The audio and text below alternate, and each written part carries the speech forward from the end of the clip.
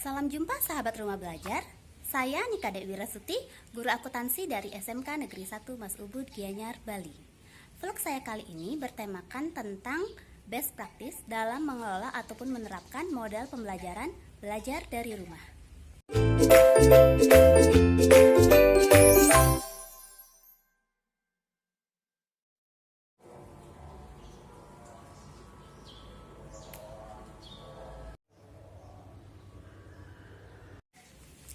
Efek pandemi COVID-19 sangat terasa, terlebih dalam dunia pendidikan. Tampak sekolah begitu sepi karena para siswanya sendiri sedang melaksanakan proses pembelajaran dari rumah.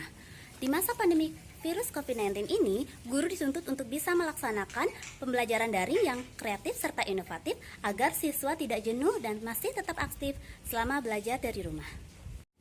Untuk dapat memonitoring serta mengarahkan kegiatan belajar di rumah, saya memanfaatkan media HP dan laptop, serta menggunakan aplikasi WhatsApp, Google Classroom, e-learning, serta portal Rumah Belajar dari Kemdikbud.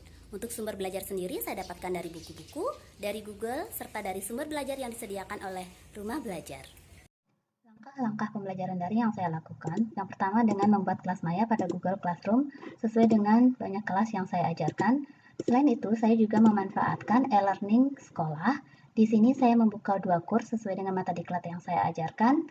Di masing-masing mata diklat, saya masukkan materi yang bisa di-download oleh siswa, kemudian dilengkapi juga dengan evaluasi, baik berupa soal objektif maupun esai. Saya memanfaatkan WhatsApp Group untuk menyampaikan informasi kepada siswa mengenai materi pembelajaran, tugas, maupun evaluasi. Untuk proses absensi, siswa melaksanakan absensi setiap harinya pada aplikasi e-learning. Dalam menyiapkan materi pembelajaran, saya menggunakan buku, Google, serta memanfaatkan fitur sumber belajar yang ada pada portal Rumah Belajar. Menyusun soal evaluasi. Di sini saya memanfaatkan exam view untuk membuat soal. Soal yang dibuat bisa berupa soal multiple choice maupun soal esai. Dalam proses bimbingan, saya memanfaatkan WhatsApp. Jadi siswa bisa melaksanakan chat pribadi jika ada permasalahan ataupun materi yang belum mereka kuasai. Setelah menentukan langkah-langkah yang akan saya lakukan serta materi yang akan saya sampaikan, saya memilih model pembelajaran SOLE, Self-Organized Learning Environment. Adapun langkah-langkahnya adalah sebagai berikut. Langkah model pembelajaran SOLE yaitu yang pertama, memberikan pertanyaan terkait materi yang akan dipelajari. Yang kedua yaitu mengorganisasikan ke siswa lewat Google Classroom dan WhatsApp Group. Ketiga yaitu eksplorasi dan investigasi. Di sini siswa mencari informasi, mengumpulkan serta mengolah data yang mereka dapatkan pada fitur sumber belajar. Monitoring, presentasi, dan evaluasi. Pada tahap evaluasi di sini saya memanfaatkan e-learning. Di sini saya sudah menyiapkan bank soal yang kemudian saya unggah. Dari proses evaluasi di sini saya bisa langsung mengetahui nilai siswa. Dilengkapi pula dengan analisis. Dari analisis saya bisa mengetahui bagian atau soal mana yang masih susah, yang belum dikuasai oleh siswa dan bisa saya ulas kembali. Dan ada juga grafik rentang nilai siswa. Beruntung lewat pelatihan pembatik ini saya diperkenalkan dengan portal Rumah Belajar. Terlebih dalam era digital, guru bukanlah satu-satunya sumber belajar. Saya merasa sangat terbantu dengan fitur sumber belajar yang disediakan oleh Rumah Belajar.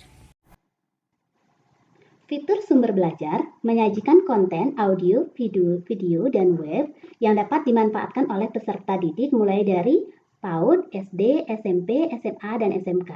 Di sini saya memanfaatkan sumber belajar untuk SMK. Sesuai jurusannya yaitu Business Management. Nah, di sini bisa dilihat sumber belajar yang bisa saya manfaatkan. Pengetahuan tidak hanya terbatas pada materi sesuai tuntutan kurikulum.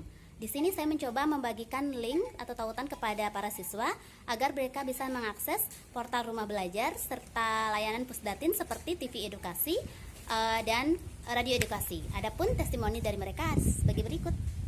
Melalui Rumah Belajar Kemdikbud, belajar di rumah menjadi lebih menarik, menyenangkan, dan bisa dilakukan kapan saja, di mana saja, dengan siapa saja. Manfaat dari rumah belajar ini adalah meningkatkan keinginan saya untuk belajar karena video yang dihasilkan itu sangat menarik dan sangat mudah dimengerti. Daily English Conversations, DEC. Hai, Insan Edukasi. Selama ini saya menggunakan radio hanya untuk mendengarkan lagu.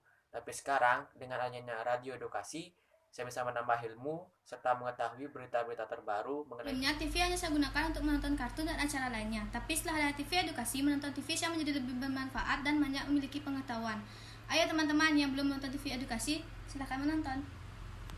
Rumah belajar sangat efektif dalam mendukung proses pembelajaran yang berbasis TIK, terlebih dalam situasi social distancing seperti sekarang ini. Rumah belajar juga efisien karena mudah diakses dan gratis. Penyajian materinya juga menarik karena menggunakan video animasi.